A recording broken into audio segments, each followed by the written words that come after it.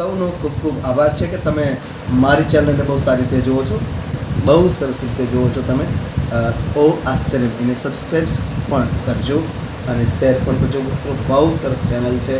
તમને નવું નવું જાણવાનું તમને મળશે. તમને આશ્ચર્ય લાગશે કે ઓહો આવું હોઈ શકે, આવું હોય છે.